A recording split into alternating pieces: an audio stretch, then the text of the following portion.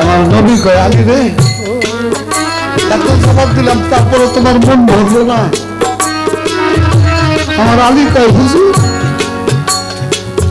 এগুলো আমার প্রশ্ন, আমি জানতে চাই আপনি কে?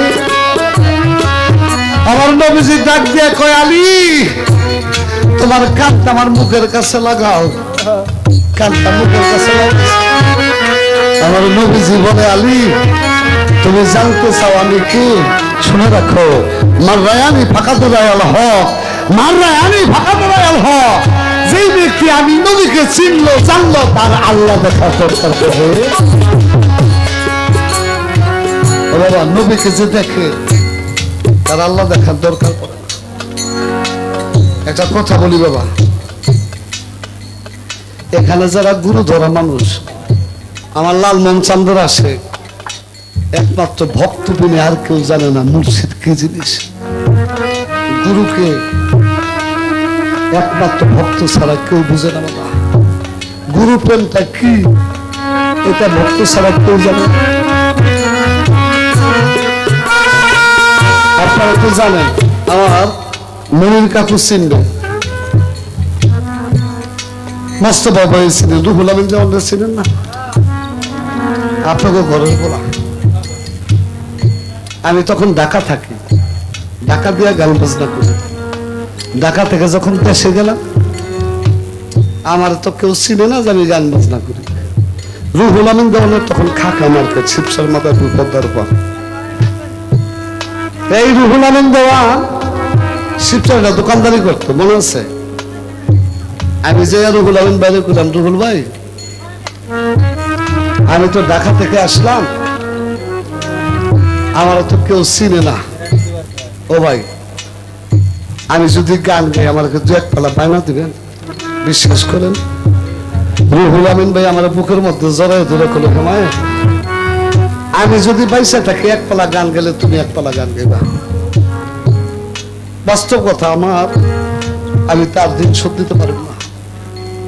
এমন দেখছি রুহুল আমিন বইতে দিয়ে কইছে আপনার মায়া বইতে দিয়ে দুনিয়া মায়া কি গান গাইবো, আমি একটা পোলা বইতে নিয়ে যাই খুব ভালো গান গাইবো। আমার সে তুমি খারাপ গায়ে 1 টাকাও দিয়ে না, আমার সমান গান গেলে আমার সমান টাকা দিয়ে না।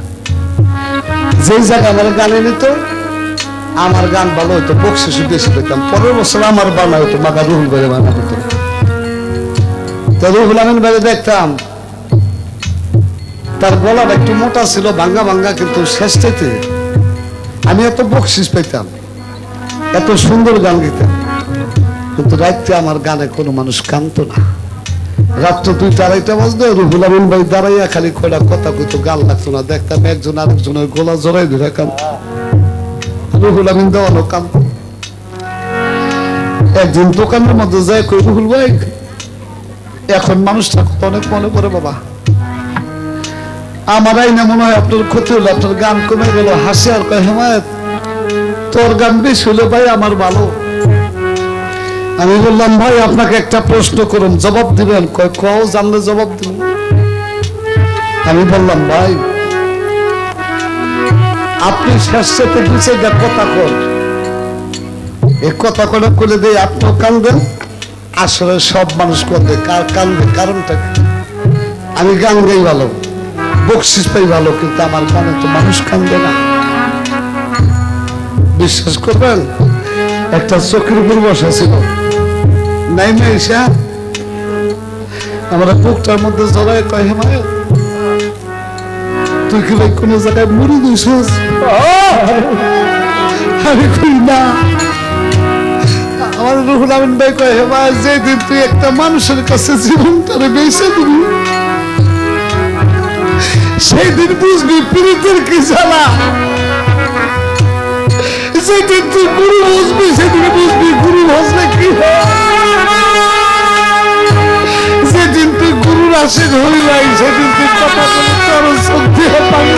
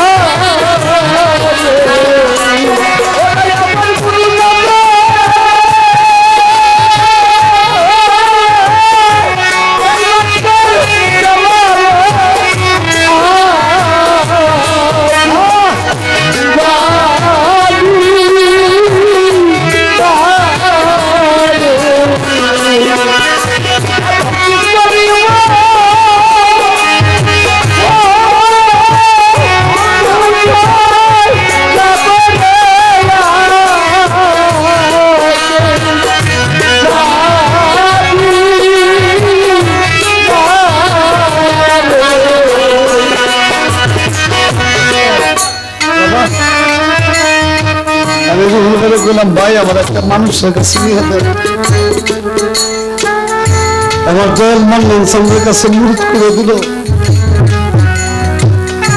মাত্র 2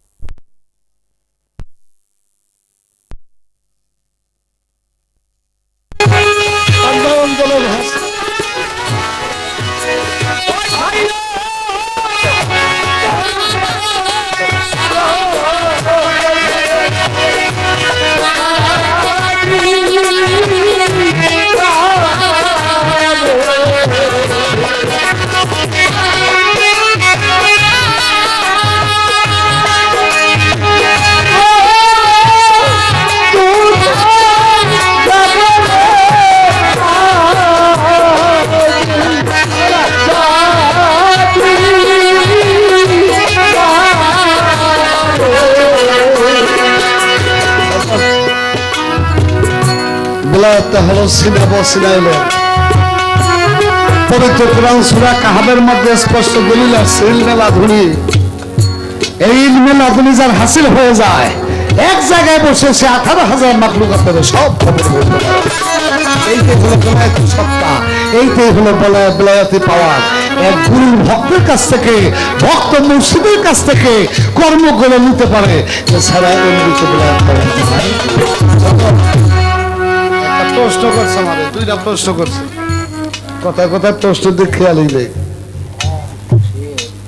মাওলা আলীর আগে কাবা ঘরে কেউ জন্ম নিয়েছেন? এই প্রশ্ন আসলো কাকার কেউ করে নেই, মানে নতুন আনকমন। আমরা সবসময় বলি একটা ব্যক্তি কাবা ঘরে জন্ম নিয়েছে, আর কেউ জন্ম নেয় নেই, নিব না।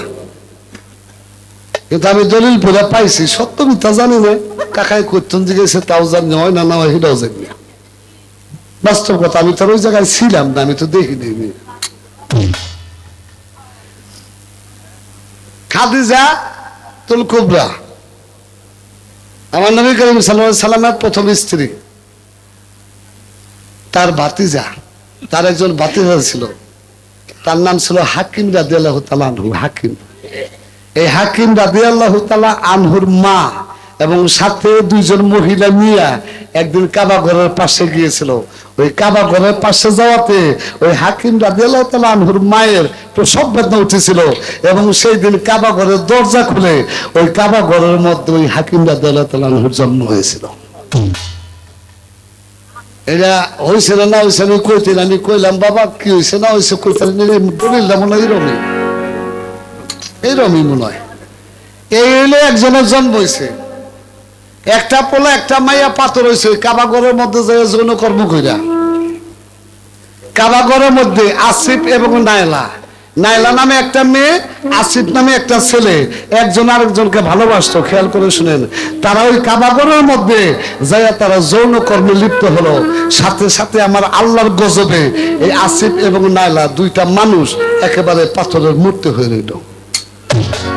তখন বিধর্মী না ছাড়া যারা, তারা যাইয়া আসিফ এবং নাইলা তাদের ওই মূর্তিটাকে কাবাঘর থেকে একটু দূরে নিয়ে স্থাপন করলো এবং তারা আসিফ নাইলার পূজা করত। কাবাঘরে তাদের জন্ম হয় নাই, কিন্তু কাবাঘরে মিলন করেছিল। এই গেল দুইটা ঘটনা।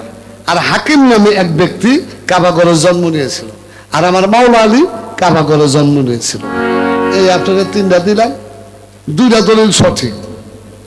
আর আসিফ নাইলার দলিলটা এটা জন্মের ব্যাপারে আসে না। এই একটা প্রশ্নের জবাব।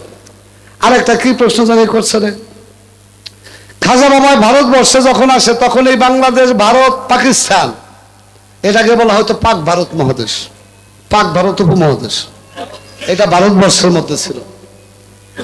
এই পাক ভারত মহাদেশের মধ্যে খাজা বাবা আজমির অর্থাৎ ভারত এসে কিতাবে লেখে 92 মতান্তরে 93 লক্ষ মানুষকে ইসলামের দাওয়াত দিয়া, কালেমার দাওয়াত দিয়া মুসলমান বানিয়েছে। এই অলিয়া উলিয়ারা দিন আনছে, অলিয়া উলিয়ারা ধর্ম আনছে, অলিয়া উলিয়ারা ইসলাম আনছে, অলিয়া উলিয়ারা মসজিদ আনছে, অলিয়া উলিয়ারা মাদ্রাসা আনছে। আজকে ওই মাদ্রাসায় পড়া, ওই মসজিদে নামাজ পড়া, অলিয়া উলিয়ার বাজার ভাঙ্গো, ইসলাম জারি করো। কেমন ইসলাম জারি করো? হ্যাঁ, খাজা বাবা বুয়া যেটা করছে গাদার গলে গাদা, তো কই বই ওর বদ্ধশীল।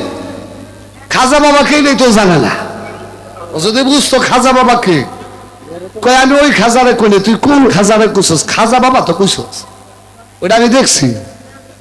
সবে কতদিন রাখতে উনি ওই কইছে খাজা বাবা বুয়ারে তোর 14 গোষ্ঠী বুয়া, খাজা বাবা বুয়া।